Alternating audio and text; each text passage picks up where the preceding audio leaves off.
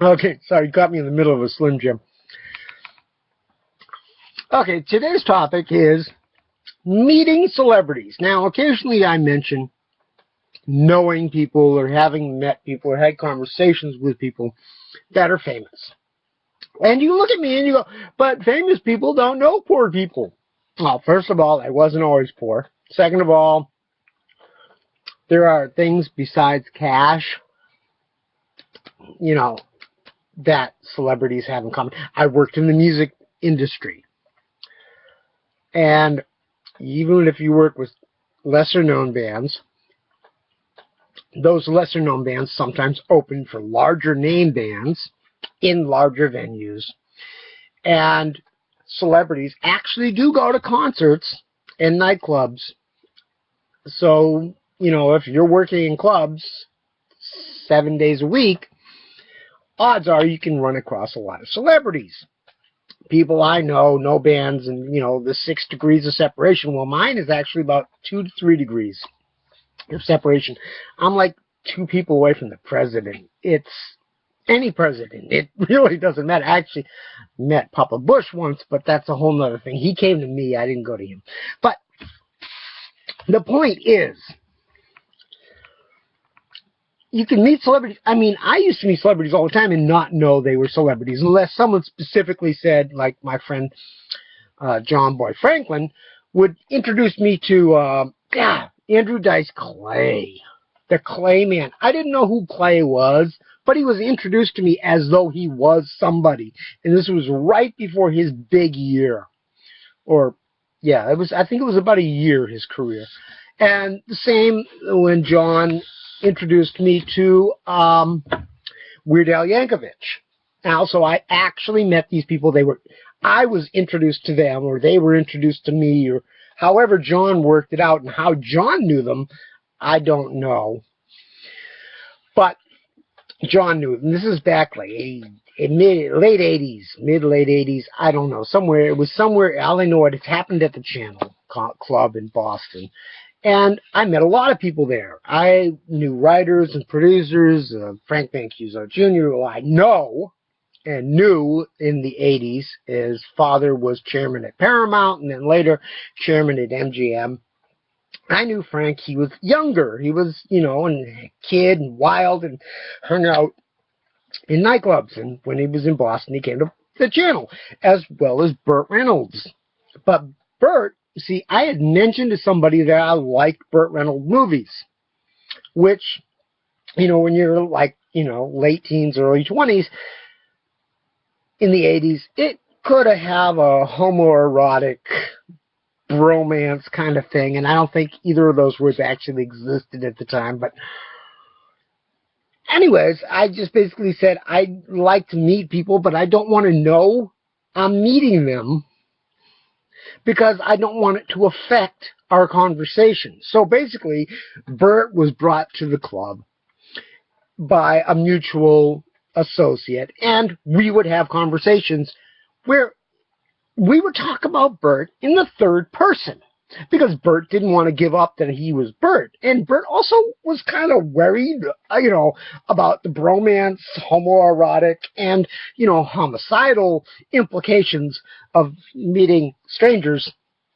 in, dive bars. Well, it was a huge dive bar, but it was still a biker bar and hangout. But anyways, so and then Bert came to Boston and ended up doing a movie and spent a lot of time there. And Earl was there all the time when he was doing his series in Boston. Anyways, you get to meet people, and I had a lot of conversation. It wasn't until actually a week after the last time I saw Burt Reynolds in 1989 that I figured out who he was. I was sitting there at home one morning watching his Win, Lose, or Draw, and it just clicked on me. That's who I talked to the other night, which means I've known him all this time, and he introduced me to Lonnie Anderson. We discussed the engagement before he introduced us. We talked about how much in love he was, yada, yada, yada, yada. So, but I never knew it was him until I figured it out. And by the time I figured it out, I never saw him again. I haven't seen him since. I went to his filming of Evening Shade once, saw Lonnie, didn't talk to her. She was there with the kid on the lap and stuff in the front row.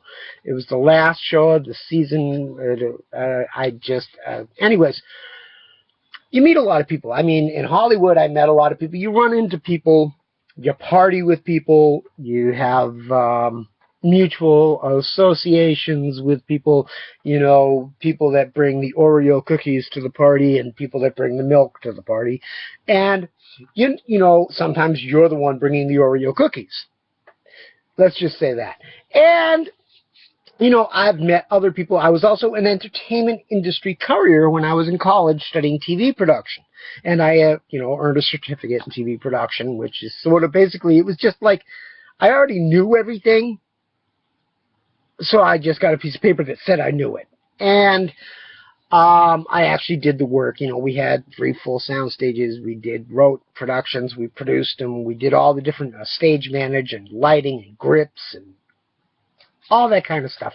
We did each and every job on a TV production, including running the Chiron, which is the thing that does the pictures and, you know, the text and stuff that I could add. I could make this look really pretty, but no, this is basic Billy Bob basement kind of stuff. Anyways, this is because somebody had mentioned Jeff Goldblum and the way he talks in the movies, especially Independence Day, with the new Independence Day sequel coming out, and I had a conversation where I actually helped write the speech the president gave about this being our Independence Day and stuff. I actually helped write that in a conversation with somebody, and I don't think it was Jeff, but I did consult on the movie somewhat in Hollywood one night with milk and Oreos in the parking lot of the Magic Castle. But anyways, I've met Jeff that I know of. Now, I was a courier, and basically what I did was I'd go to studios or agents' offices, and I'd pick packages up, and I'd bring them to actors, or I'd go to actors' and writers' houses, and I'd pick packages up and bring them to studios or agents, and I'd transport checks. Dude, I could get a pack of like 60 checks from NBC going to people, you know, or from Judge Judy paying off, you know, all the homeless people that they hired to pretend to be, you know, claimants and stuff. Anyways, yeah, Judge Judy was fake. Anyways, I had to go to Jeff Goldblum's house once, and I can't tell you where, but it was a beautiful old freaky style house, and there's like this gate in a cage that enters a cage that goes around the side of the house, and you have to push, and it's basically, I'm at the first gate, and I push the button, I say, delivery, I need a signature, and he says, who's it from? You know, he's like really paranoid, like, you know, I'm not expecting anything, who's coming to my house, and oh my goodness, they found me, kind of paranoia in his voice. And I mentioned, you know, I read the label on the package, I don't know what was in it, I didn't open the packages. I didn't sneak them off to Kinko's and make a rush copy of the script to Spider-Man 3. I didn't do that. I could have made a crap load of money, but anyways, so I get through the 3 gates into the backyard or the side yard or the front yard. I'm not sure how it worked because it was a tiny yard.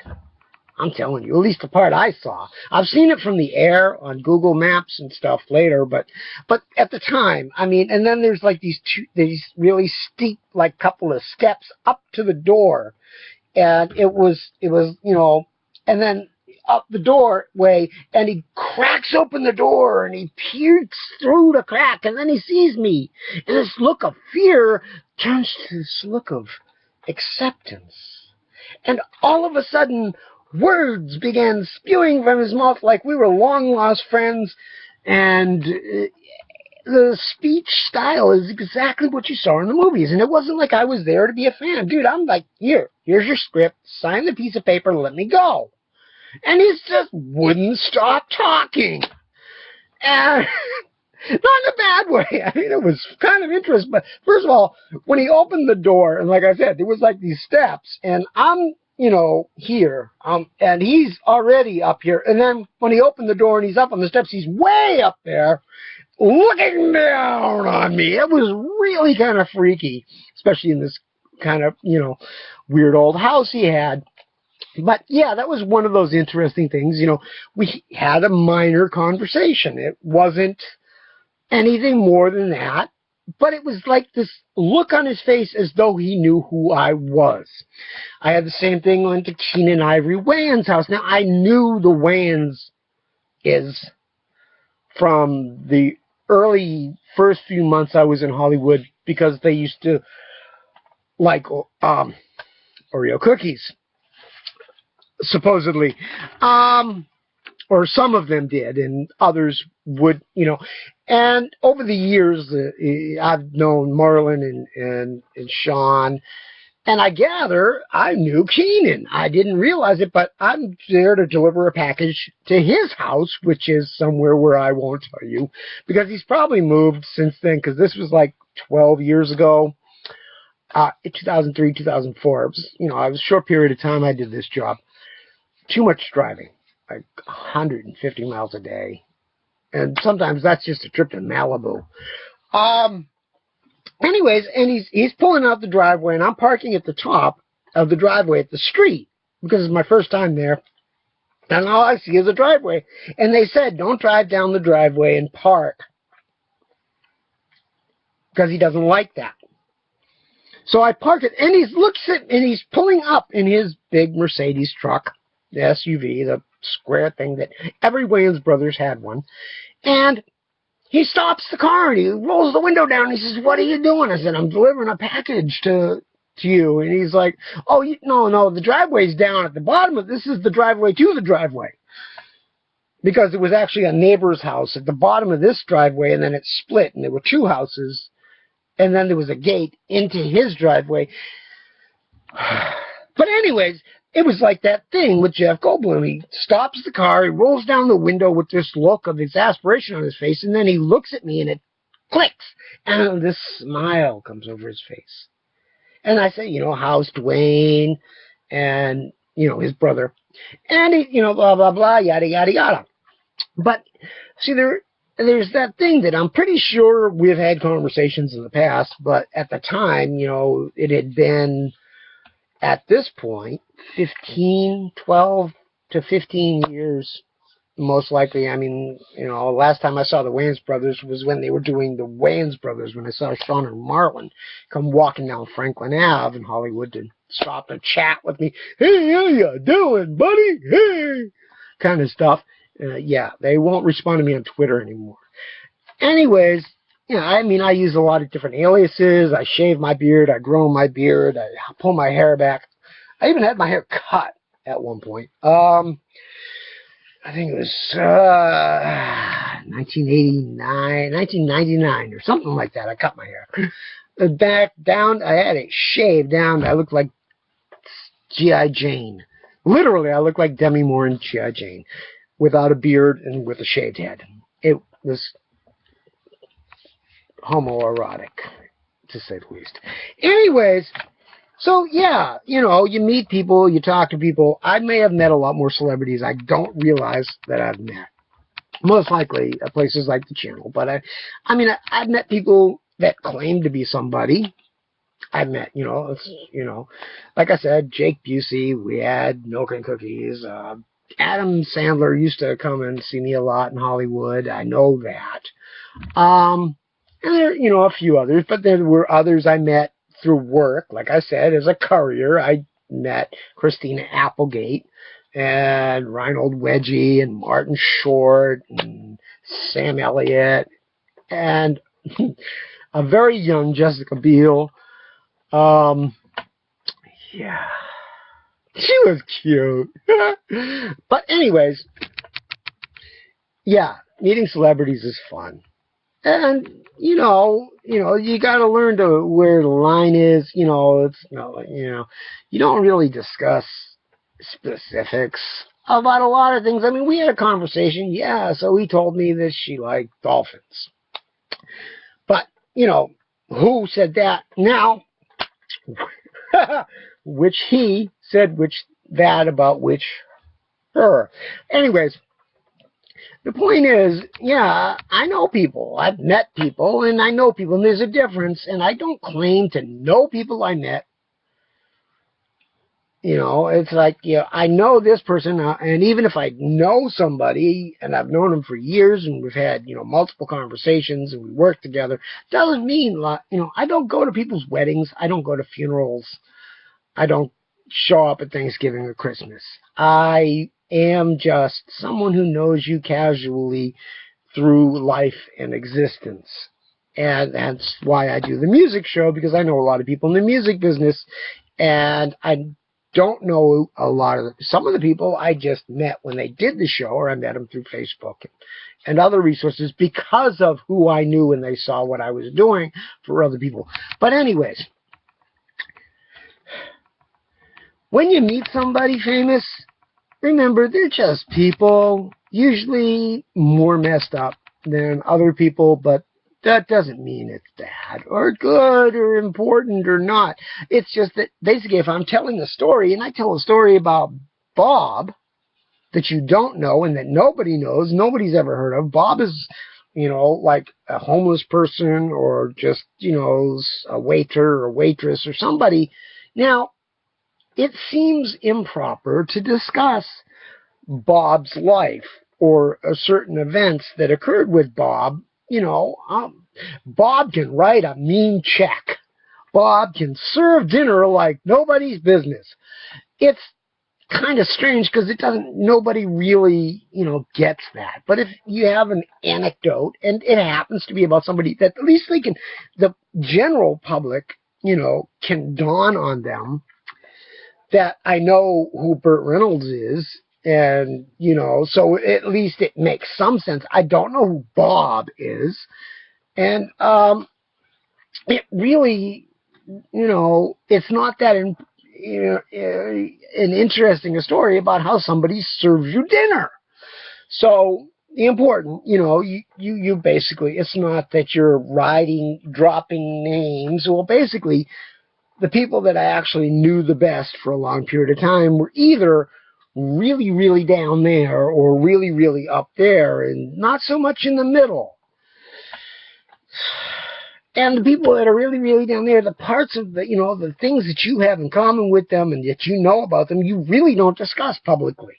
So that only sort of leaves you the upper there people that people would at least know who you're talking about. It's, and it just leaves you in a hole because you know a lot of people and that's what you know.